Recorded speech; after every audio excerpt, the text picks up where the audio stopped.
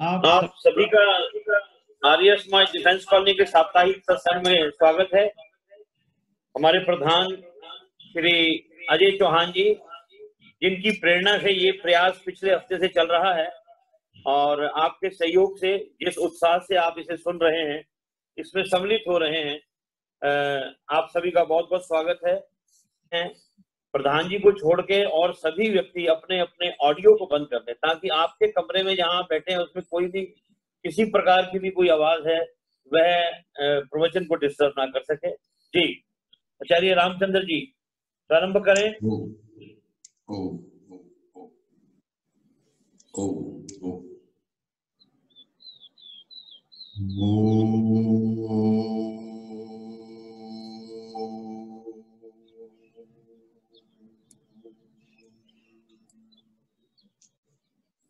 वेदाहमेतं पुरुषं महान्तं आदित्यवर्णं तमसा परस्तात् तमेव विदित्वा अतिमृत्युमेति नान्या पन्था विद्यते यनाय।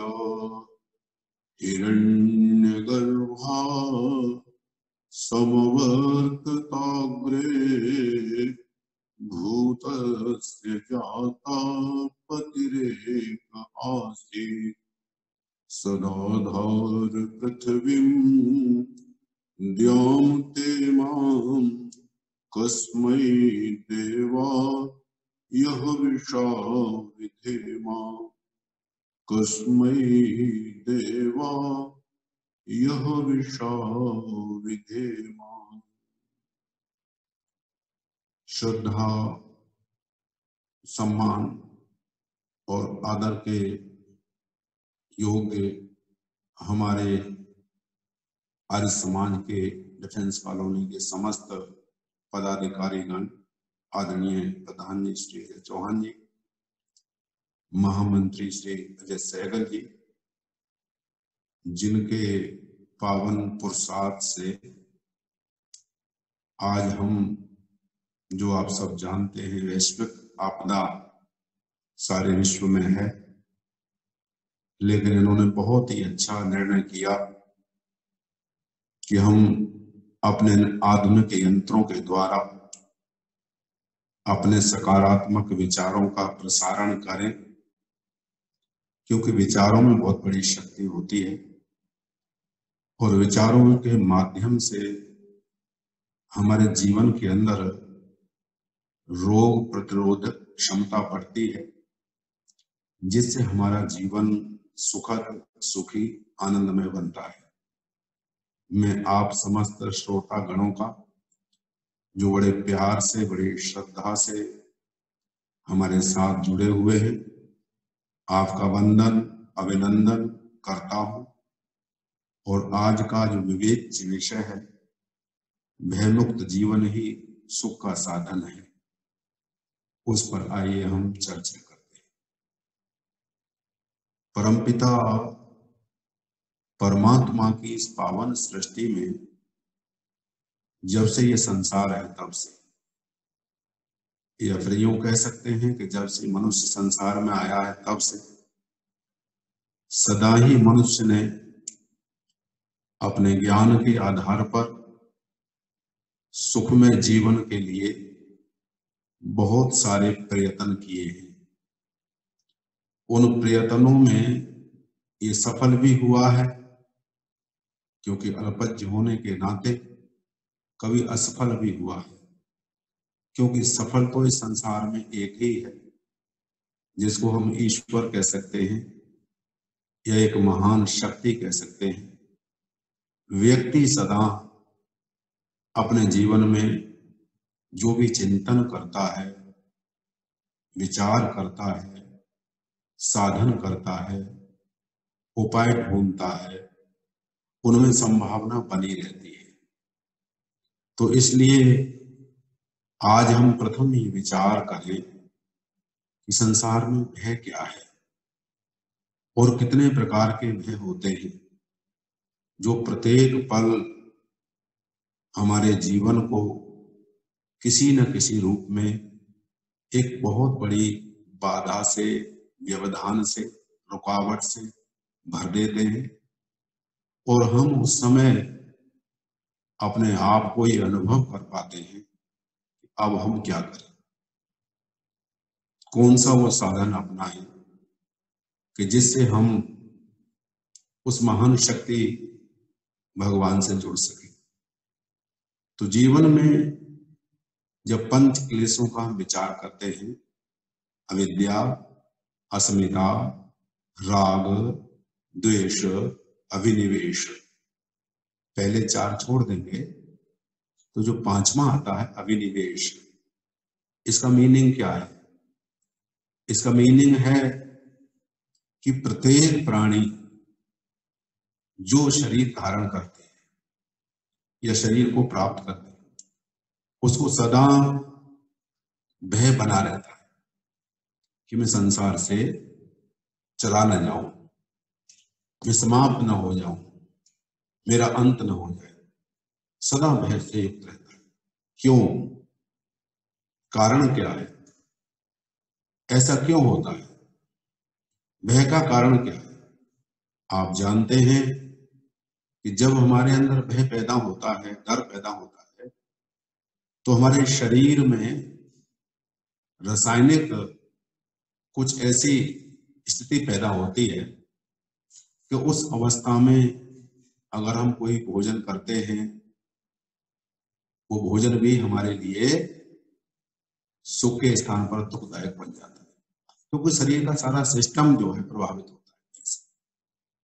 तो शास्त्र में ये कहा गया, क्योंकि हम और आप सब वेदों को मानने वाले हैं, वेदों से हम प्रेरणा लेते हैं, वेद हमारे आधार हैं, तो वेदों के अंदर इस प्रकार की विचारधारा विद्यमान है कि मनुष्य तू क्यों डरता है, किससे डरता है, तेरे डरने का कारण क्या है। जब हम ये पढ़ते हैं, ये सुनते हैं, ये प्रार्थना करते हैं कि संसार की एक महान सत्ता हमारे साथ है, तो फिर हमारे जीवन में भय कैसा, डर कैसा? इसका मतलब ये है कि या तो हमारी प्रार्थना में कमी है या फिर हमारे विश्वास में कमी है। हमारा विश्वास वो प्रबल विश्वास नहीं है कि जो हमें उस समय उस डर से मुक्ति दिला सके। आज आप देख रहे हैं कि सारे विश्व में एक वैश्विक आपदा आई हुई है, और इस वैश्विक आपदा में ये जो आज का हमारा चिंतनीय विषय है, डिस्कस का विषय है, ये भी इसको बढ़ाने में बहुत बड़ा कारण बन जाता है। मैं ये नहीं कह रहा कि केवल मात्र भय से मुक्त होकर के हम बहुत सारी जो व्यवस्थाएं अनेकों प्रकार के डॉक्टर्स हमें दे रहे हैं, उन साधनों को अपनाएं। हर एक कार्य करना चाहिए, ये मनुष्य के अपने भाई साधन अपनाना चाहिए, लेकिन जो भय से मुक्त जीवन है, इसके लिए हमें क्या करना चाहिए, इसके लिए हमें किस साधन को अपनाना चाहिए? तो इसके लिए हमारे यहाँ वेद का एक मंत्र आता है, क्योंकि हम वेदों के मानने वाले हैं, वेदों पर चिंतन करने वाले हैं, और वेद अपने में सर्वोपरि है। वेद का जो प्रमाण है वो स्वतः प्रमाण है, और बाकी जितने प्रमाण है वो फलता प्रमाण। वेद की एक एक बात अपने में अकाट्य है, सत्य है, उसको कोई किसी प्रकार से झुठला नहीं सकता। साधना से, साधनों से, विश्वास से जब हम उनको अपनाते हैं तो वेद की बात सदा सत्य रही है, और सदा सत्य है, और सदा सत्य रहेगी। इसलिए वेद वो खजाने हैं, इसलिए तो कहा वेदों के वेदम वेदा में प्रभम चक्षु, वेद हमारे चक्षु हैं, हमारे नेत्र हैं, हमें मार्ग दिखाते हैं। जब आंखों से रास्ता देख लिया जाता है तो व्यक्ति गिर नहीं सकता, वो अपने साधन, अपने साध्य तक, अपने गंतव्य तक बड़े आराम से पहुंच जाता है, अपने गंतव्य को प्राप्त कर लेता है, क्यों? वो निश्चित हो जाता है, मैंने मार्ग देख लिया, अब किसी प्रकार की कोई बाधा आने वाली नहीं है। और फिर वो अपने ईश्वर पर विश्वास रखता है, अपने ईश्वर में आस्था रखता है। एक दृष्टांत से हम समझे, एक बार बहुत सारे व्यक्ति बड़ी मस्ती के साथ किसी यात्रा पर गए और बड़ी मस्ती के साथ यात्रा में चलते हुए एक स्थान ऐसा पड़ा कि उन्होंने नदी को पार करना था नाव से, और बड़ी मस्ती से नाव में बैठे हुए जा रहे हैं और बड़ी अच्छी अच्छी चर्चाएं चल रही हैं। उन चर्चाओं में सैर सपाटे की चर्चाएं चल रही हैं, बड़े आनंद से बैठे हुए। थोड़ी देर में चालक ने कहा, भाई होशियार हो जाओ, ये नाव डूबने वाली है, किसी भी समय डूब सकती है, मेरे बस के बाहर है अभी। जैसे ही सुना, सबने एकदम आकर के बहन को घेर लिया और मन में सोचने लगे, ओह अब क्या होगा, अब तो सब कुछ समाप्त हो जाएगा, घर द्वार छूट जाएगा, हम ही ले जाएंगे, क्या कैसे। विचार मन में आया और सारे के सारे रोने लगे। उनमें एक व्यक्ति भी था, वो भी उनके साथ था। उनके ठीक सामने जाकर के वो व्यक्ति हंसने लगा। अब सारे व्यक्ति सोचे रोते हुए कि पागल हो गया, मृत्यु का नाम सुनकर के ये पागल हो गया और ये हंस रहा है। तो उस व्यक्ति ने कहा कि नहीं, पागल मैं नहीं हुआ हूं, मैं केवल मात्र आपको ये संदेश देना चाहता हूं, विश्वास रखो, अभी डूबे नहीं है, अभी आदेश आया है ये कि नाव डूब सकती है, लेकिन अभी डूबे नहीं है, अभी समय है, विश्वास रखो। वो बड़ी सुंदर बात उसने कही, और बात क्या कही, हमको एक शिक्षा दे दी कि हम अपने आप को समय से पहले ही समाप्त करना चाहते हैं, हम अपने आप को समय से पहले ही खत्म करना चाह रहे हैं। ऐसा आप क्यों कर रहे हैं? मुझे अपने डूबने का डर हो तो क्यों हो, मैं तेरा, नौका तेरी, दरिया तेरा, साहिल तेरा। ये मेरे पावन परमात्मा, मुझे डर नहीं है कि मैं इस नदी में डूब जाऊंगा, क्योंकि संसार के जितने भी साधन हैं सब तेरे हैं,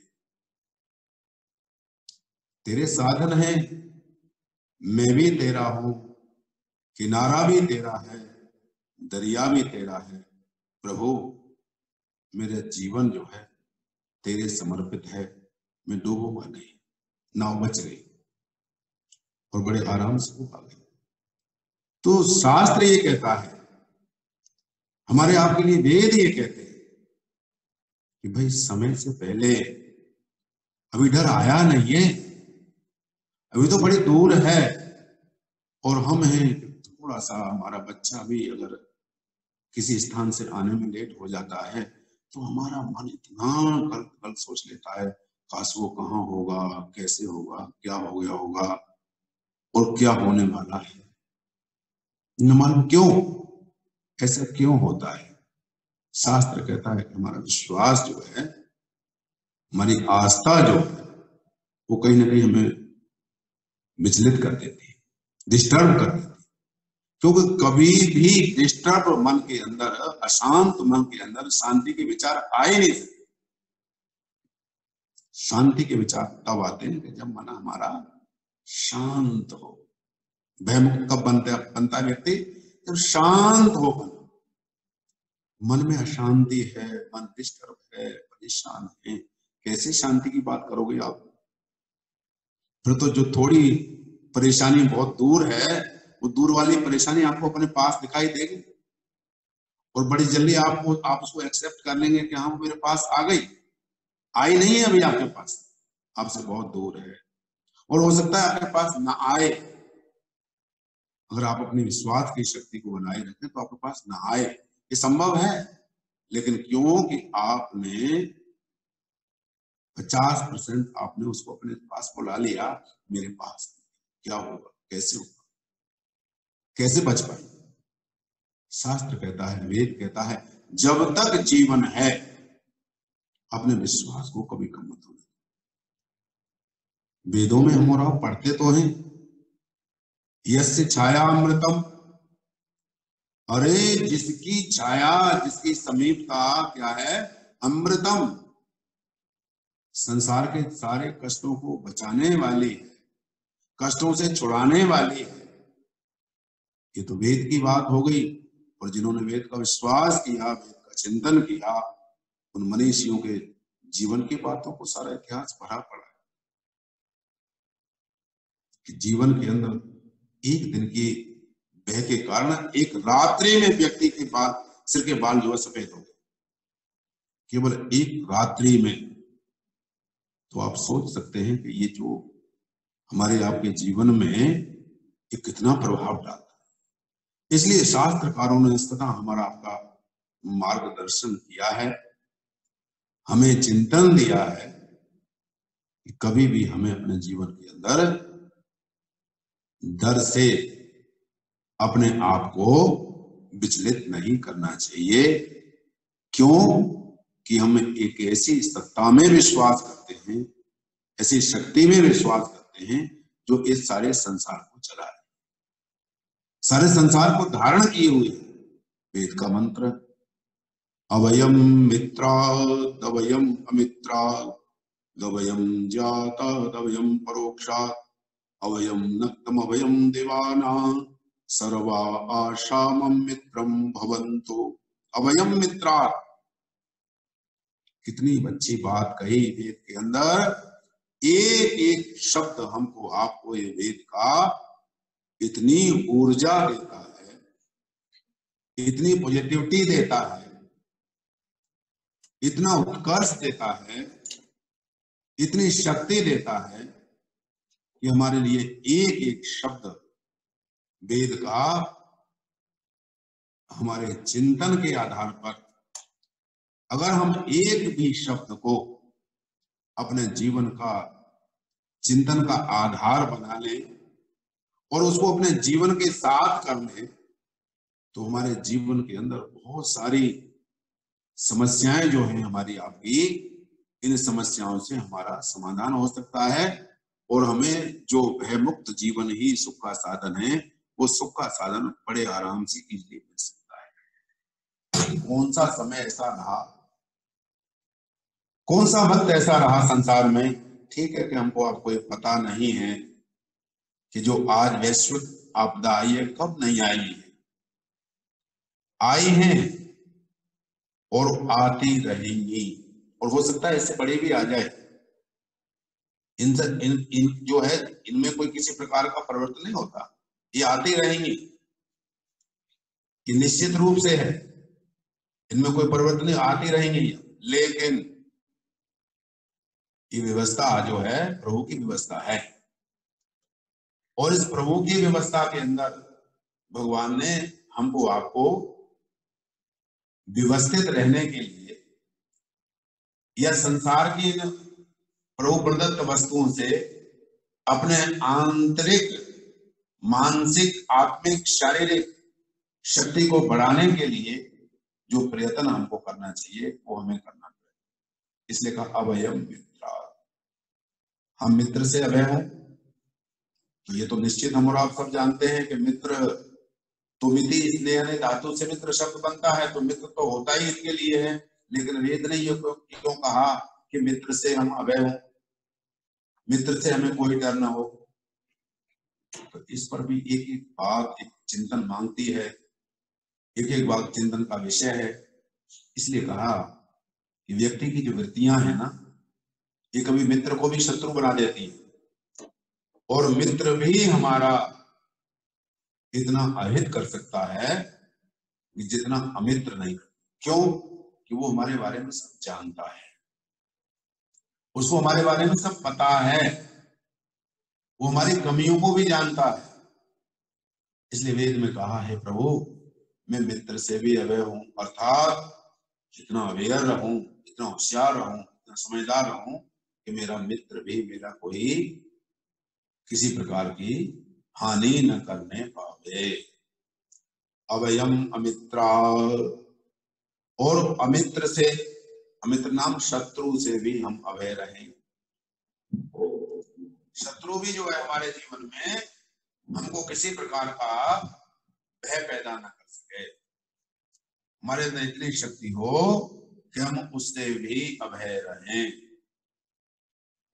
उससे भी हम निडर रहें। वो केवल मात्र शत्रु कोई मनुष्य ही नहीं हो सकता। जितने भी हमारे आपके जीवन में, जो हमारी जीवन यात्रा है, इस जीवन यात्रा में जितनी भी बाधाएं आती हैं, वो चाहे हमारी शारीरिक बाधाएं आ रही हैं, चाहे मानसिक बाधाएं आ रही हैं, चाहे वैश्विक आपदाएं आ रही हैं, ये सारे के सारे हमारे शत्रु हैं। और इनसे हम कैसे निजात पाएं, इनसे हम अपने जीवन को कैसे बचाएं, इसलिए कहा अमित्राद अभयम। अमित्र से अभय प्राप्त करने के लिए हमें क्या करना है? शक्ति का संचय करना है। और शक्ति का संचय जो है वो सबसे पहले हमारे यहां कहा गया आत्मिक शक्ति, आत्मा की शक्ति। मैं हूं, मैं एक आत्मा हूं, मैं एक अमर आत्मा हूं, मेरे अंदर इतनी शक्ति है, मेरा विश्वास इतना अटल है, मेरा संकल्प इतना अटल है कि मेरे सामने किसी भी प्रकार की दुराशाएं, निराशाएं, हताशाएं ठहर नहीं सकती। मैं शक्ति का एक पुंज हूं, परमात्मा का अमृत पुत्र हूं, और इस प्रकार की कोई हताशा, निराशा मेरे जीवन में नहीं रह सकती। जो भी कार्य है मस्ती से करते रहिए। सारे के सारे शास्त्र हमारे आपके बने हुए इस बात से, जैसे ही भय बनता है उसकी उत्पत्ति कहां से होती है। दोनों सेनाएं खड़ी हुई हैं, अर्जुन को डर पैदा हो गया, और ये डर पैदा हो गया मेरे द्वारा ये सारे मार दिए जाएंगे या मैं इनके द्वारा मारा जाऊंगा। अगर उस समय कृष्ण जैसा विचार नहीं होता तो इसलिए दूसरी हो सकती थी। उससे पहले हम देखते हैं हम और आप, जो उसका प्रारंभ होता है गीता का, तो वहां राजा को डर लग रहा है और वो वहां पूछ रहा है कुरुक्षेत्र धर्म क्षेत्र, धर्म के क्षेत्र में और कर्म के क्षेत्र में मेरे और पांडवों के जो बच्चे हैं, संतान हैं, वो क्या कर रहे हैं। उसको ये डर है नहीं उसके द्वारा मेरे न मारे जाए। तो डर का मतलब ये नहीं कि अभी से पैदा हुआ है, सदा से चला आ रहा है, और सदा से चले आ रही इस व्यवस्था को लोगों ने समय समय पर व्यवस्थाएं दी, और इससे जो है छुटकारा पाया। और छुटकारा पाने का साधन एक ही है, और वो साधन है कि हम परमपिता परमात्मा को अपने जीवन में पूरे विश्वास के साथ ये अनुभव कर लें कि हमारे ऊपर एक बहुत बड़ी शक्ति स्थापित है। हमारा समय से पहले कुछ भी होने वाला नहीं है, हमारी विजय होगी। चाहे वो कोई भी परेशानी कितने भी नियरेस्ट है, लेकिन वो हमारे पास नहीं है, और हम जो संसाधन अपना रहे हैं उससे उसको दूर करके माने। वह जीवन का एक ऐसा पक्ष है कि जीवन की बहुत सारी उन्नति में बाधा पैदा करता है, रुकावट पैदा करता है। इसलिए महापुरुष ने कहा कि जीवन के अंदर मंत्र देता क्या है? मंत्र का मीनिंग विचार है। आपके विचार जितने सशक्त रहेंगे, पावरफुल रहेंगे, उतना आप अच्छा सोचेंगे, आप अच्छा करेंगे, रिजल्ट अच्छा लेंगे। और विचार जितने आपके जो है कमजोर होंगे, इसलिए अच्छा डॉक्टर होता है, अच्छा वैद्य होता होता है, वो अपने मरीज को बार बार नहीं कहता अब तुम ठीक हो जाओगे। जब भी उसके पास आता है उसको चेक करने के तुम ठीक हो जाओ, चिंता मत डरो मत, तुम ठीक हो जाओ। क्यों?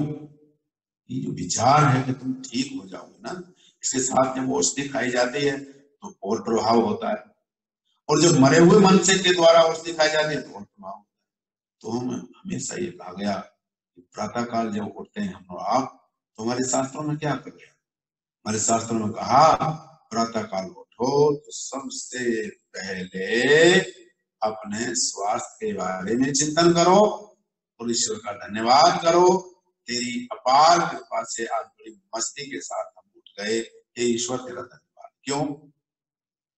कि शरीर तो आप जानते हैं ये वात पित्त कफ तीन ये मल हैं, ये मल बैलेंस में रहते हैं तो बल बनता है।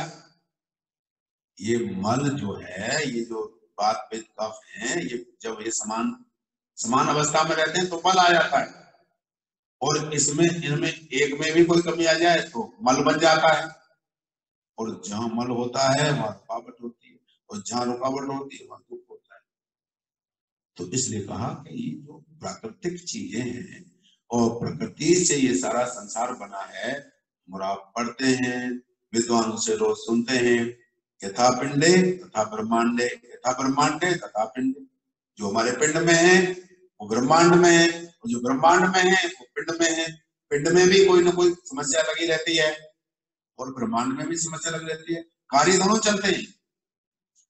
लेकिन जो भय से मर जाता है वो बैठ जाता है, और जो बैठ जाता है उसके कार्य भी रुक जाते हैं। जो देखता है ये सारी दुनिया चेंजेबल है, अवस्थाएं एक जैसी नहीं रहती, ये अवस्थाएं बदलती रहती है। भक्ति काल के कवियों को देखो, जो रहीम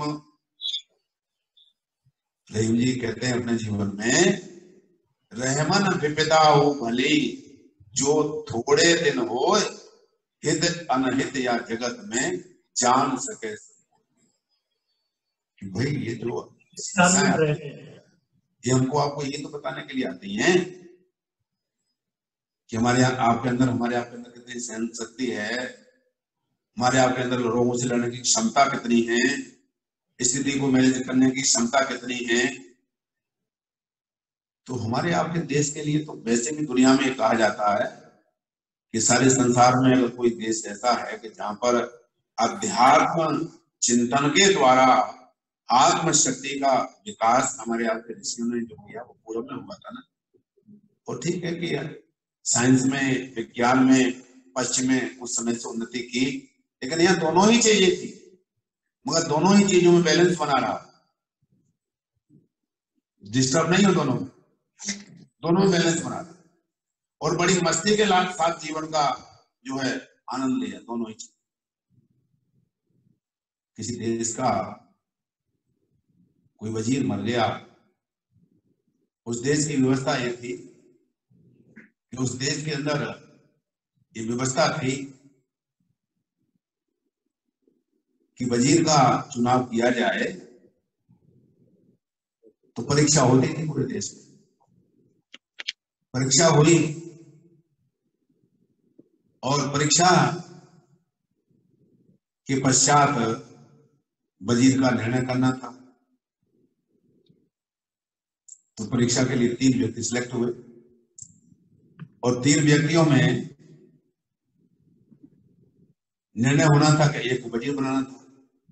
आए और तीनों को रोक दिया और एक पहेली दे दी, एक मकान के अंदर बंद कर दिया, और पहेली में ये बता दिया कि ये पहेली है और इसके अनुसार ये ताला जो इस पे लटका हुआ है ये खोलना है, इसको खोल लोगे तभी आप जो अंदर आएगा बाहर आएगा वही वजीर बना दिया।